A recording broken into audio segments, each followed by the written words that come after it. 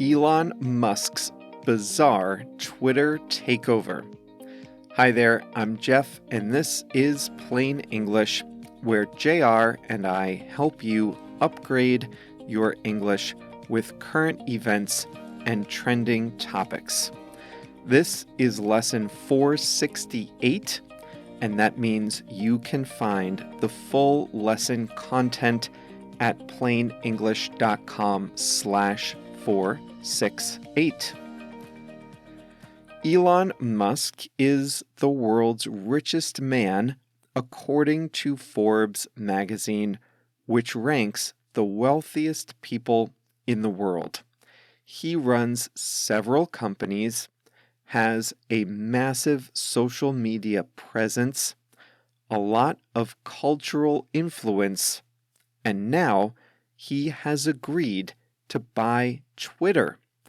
In today's lesson, I'll tell you how this all came together. In the second half of today's lesson, I'll show you what it means to come up with something. We also have a quote of the week. Let's get started.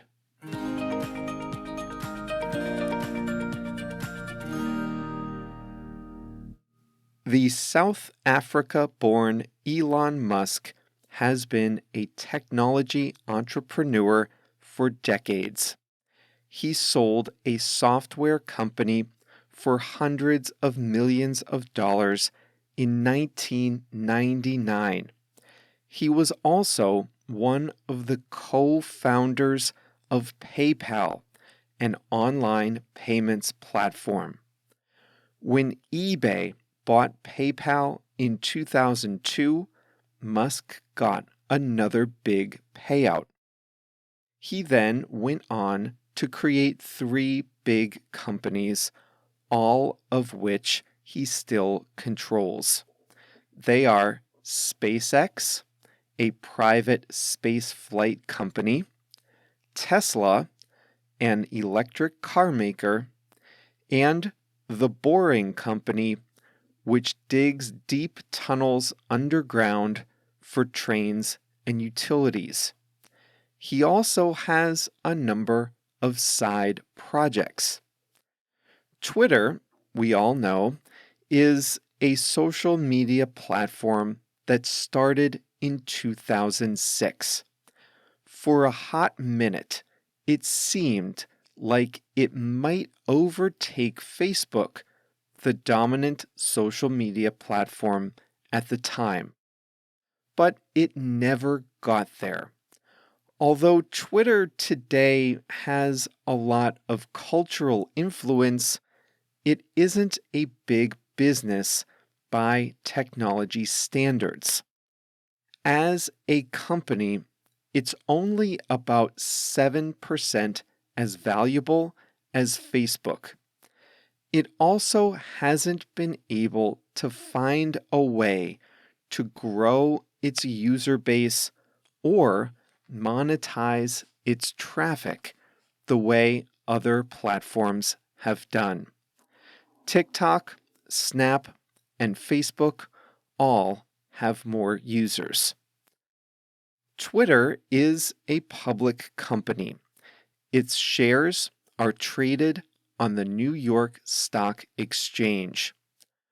On April 4th, Elon Musk disclosed that he had accumulated about 9% of Twitter's stock by quietly buying up shares on the public market.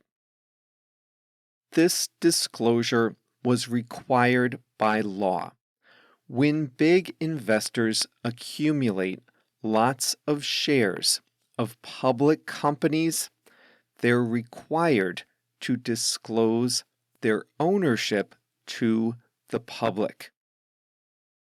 At the same time that they do that, these investors are required to say whether they're passive investors, just buying the stock to hold on to, or whether they want to influence the way the company is run in the future.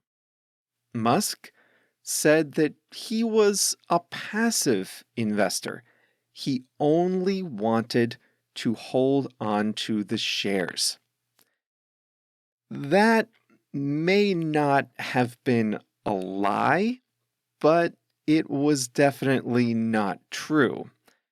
9 days later, Musk agreed to serve on Twitter's board of directors, where he would have a significant say in how the company is run.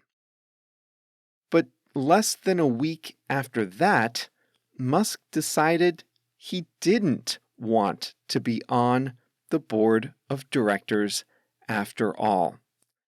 Twitter's CEO breathed a sigh of relief, saying it was for the better that Musk wouldn't be involved on the board. But just 4 days after that, Musk shocked the market. He said he wanted to take Twitter private. That means he, one person, wanted to buy the whole company. The total bill would be $43 billion. That's a lot, even for the world's richest person. In fact, it would be one of the biggest private takeovers in history. At first, it appeared that Musk wouldn't have enough cash to actually buy Twitter, since most of his wealth is in Tesla stock. Yes, he could and did get some money by selling a little Tesla stock, but he can only do so much of that. It wouldn't be a good idea to sell too much, since Tesla is what is really making Musk rich right now. Soon after he made the offer, then, it wasn't clear that he could really get enough money to back up his offer. And there's also something else. Musk is a bit eccentric. He often doesn't follow the traditional rules of business. And a lot of business people don't always know whether Elon Musk is being serious or whether he's trolling them. Twitter's board of directors didn't know what to think, so they tried some delaying tactics. But then Musk surprised Twitter and came up with the money. He backed up his offer with a detailed plan for how to pay for the company. Some of the money would be his personal cash, and some of it would be from bank loans. He had commitment letters from Morgan Stanley, Bank of America, and 6 other banks. These are major global lenders that don't joke around. The offer, it appeared, was real. Now, the ball was in Twitter's court. Twitter's board of directors represents all the shareholders, and the board had to decide whether to accept the offer or not. Before all the rumors started, the stock was trading at about $39 per share, well below Musk's offer of over $54 per share. At first glance, it appeared to be a good deal. All the non-Musk shareholders would get an instant profit of 38%. Twitter's board had a duty to consider an important question. Would the company be better off selling to Musk now, or should it try to raise its value with the current management and strategy? Well, they went with Musk. After a marathon Easter and Passover weekend of negotiations, Twitter and Musk struck a deal. It was Musk's number. So that means right now, Elon Musk is under contract to buy Twitter. He hasn't actually done so yet. These things take time, so the deal is expected to close in the fall. In the meantime, Twitter's board of directors and management are operating as normal, or as normally as possible, with the very awkward knowledge that the social media platform is about to change really soon.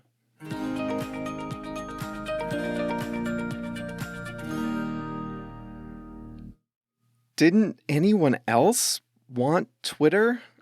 Twitter's board of directors was required to consider Elon Musk's offer, but the offer was very public.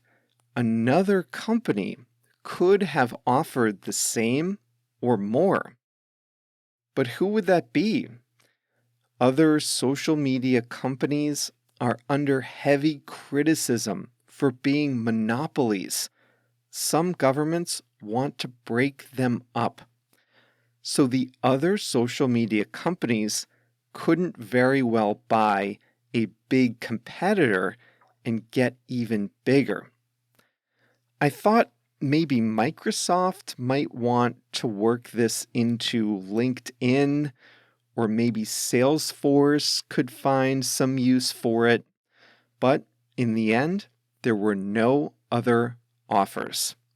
The fact is, Twitter is full of controversy, and no stable business wanted to take on all that controversy. In a future lesson, we'll talk about Elon Musk's vision for Twitter and how that might change social media for the better. But for now, we have an expression to talk about.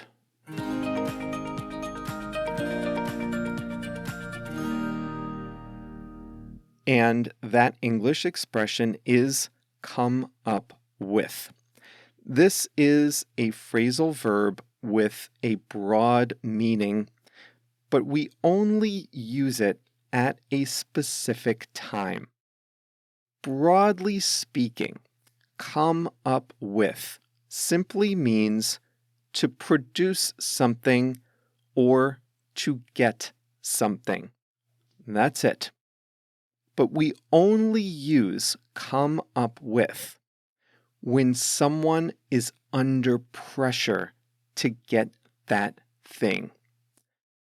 One very common way to use this phrase is with money. Can you come up with the money? That means, can you find a way to get the money under pressure? For example, if someone asked me for $5, I could just reach in my pocket and hand it over. That's easy. No pressure. So I would not say come up with in that case because it's easy. But if someone kidnapped me and said I needed to produce $5,000 by the end of the day, Well, that's a different story. That's pressure, and it's not easy. I would need to come up with the money somehow. It wouldn't be easy, and I'd have to produce it under pressure. Elon Musk had to come up with a lot more than that.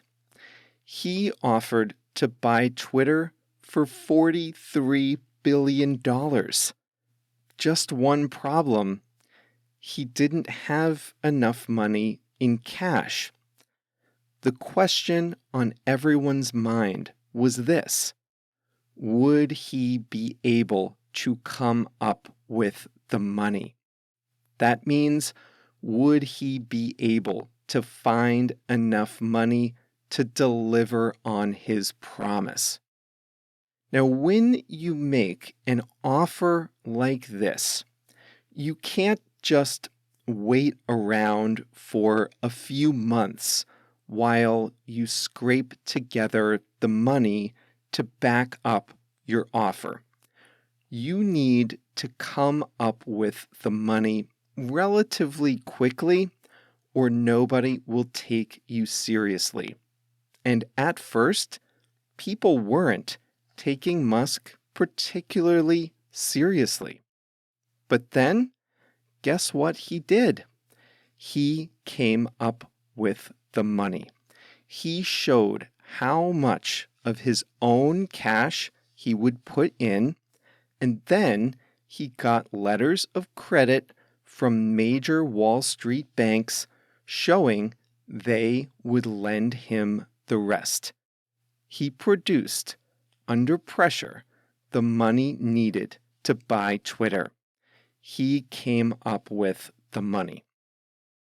Now, another way to use come up with is to talk about answers or solutions.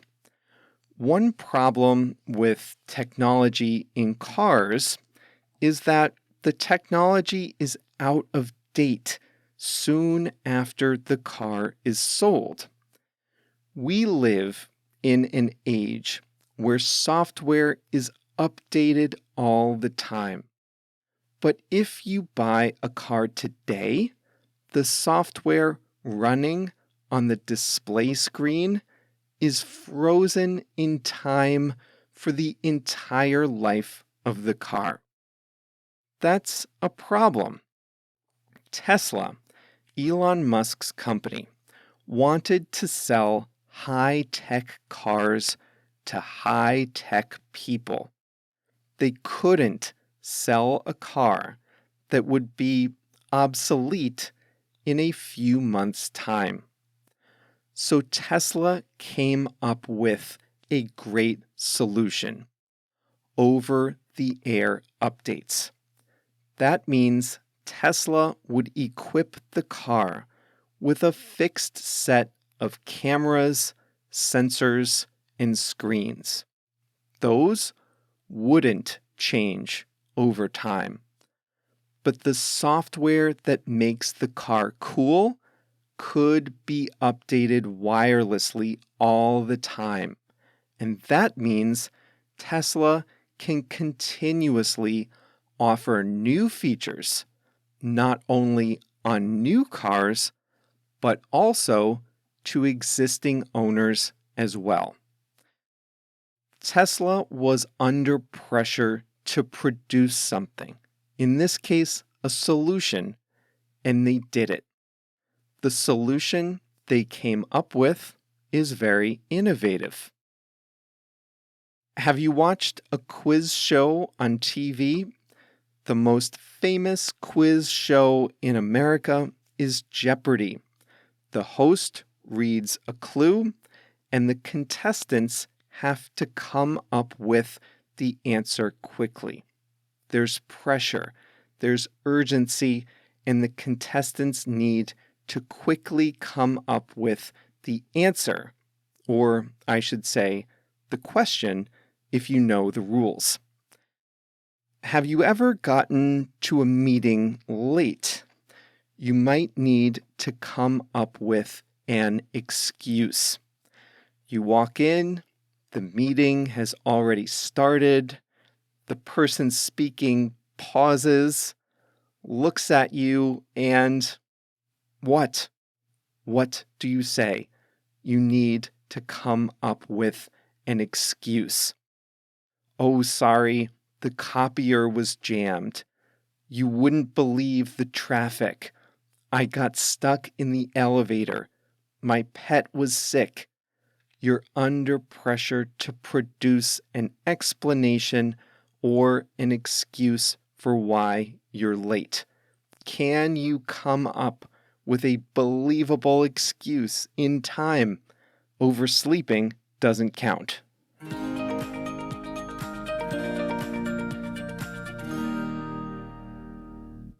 Every Monday, I select a quote of the week. It's often an English speaker, but not always. Today's is by the Brazilian author Paulo Coelho. He wrote one of JR's favorite books, The Alchemist. Here's the quote.